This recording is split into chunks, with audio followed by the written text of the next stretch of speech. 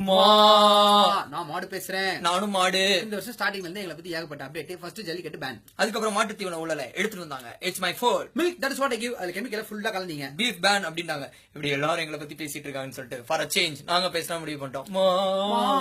ஜூக்கு போனீங்கன்னா சிங்கம் இருக்கும், புலி இருக்கும். அது சாப்பிடறதுக்கு ஒரு அமௌண்ட் ஒதுக்கி இருப்பாங்க. ஒதுக்கப்பட்ட அமௌண்ட்ல நீங்க கொஞ்சம் ஆல்ரெடி ஒதுக்கி வச்சிருப்பீங்க. மீதி இருக்கிற அமௌண்ட் எடுத்துட்டு போயிட்டு மட்டன் வாங்கினா மட்டன் இவ்வளவு தான் வரும், கடைக்காரப்பா அப்படின்றாரு. சரி சிக்கன் வாங்கலாம் முடிவு பண்ணீங்கன்னா சிங்கம் மூலியம் நம்ம பார்த்து சீப்போன்னு சொல்றோம். ஏன்னா சிக்கன் அதுக்கு சுத்தமா பிடிக்காது. பாடி கண்டிஷன் ஹீட் ஆயிடும். சீதோஷ முறைகளுக்கு அது ஒத்தே வராது. It loves only beef. புளி பஸ்தாலும் புலாவ் சாப்பிடாது. தயிர் சாதம், லெமன் சாதம் நோ வே. அப்ப அவங்க எல்லாம் பாவம் இல்லையா? இப்போ ஒரு பால்கார் இருக்காருன்னா அவருக்கு நாங்க ஒரு 5 வருஷம் பால் கொடுப்போம், 10 வருஷம் 15 வருஷம் சும்மா இருப்போம். சும்மா இருக்கிற டைம்ல அவர் எங்களை வச்சு மெயின்டைன் பண்ணோம்னா பால்கார் பணக்காராவே இருக்கு. என்ன பண்ணுவாரு, 50 ரூபாய் விற்கிற பால் 100 ரூபாய் ஆகிட்டு போயிடுவாரு. பால் வாங்குறவங்க பாவம் இல்லையா?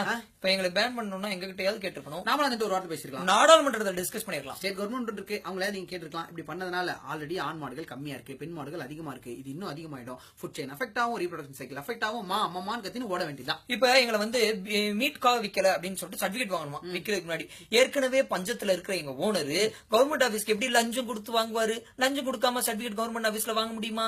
Community certificate, birth certificate, death certificate இப்படி எல்லாத்துக்கும் நின்னு ஓடா தேஞ்சு போய் தான் ஆல்ரெடி நிறைய பேர் கஷ்டப்பட்டு இருக்காங்க. அப்படி இருக்கும்போது நாங்க ஒரு 4 கால்ல நிக்க, எங்க ஓனர் ஒரு 2 கால்ல நிக்க, 6 கால் வலிக்குது. இப்ப காசு இல்லாதவங்களுக்கு தான் கவர்மெண்ட் ஆபீஸ்ல சர்டிபிகேட் வாங்குறது கஷ்டம். ஆனா காசு இருக்கிற கார்பரேட் கம்பெனிக்கு எப்படி வேணாலும் ஃபேக் சர்டிபிகேட் வாங்கலாம். மொத்தமா வாங்கி கெத்தா எங்களை மொத்தமா சீப்பா எக்ஸ்போர்ட் பண்ணிருக்க மாட்டாங்க.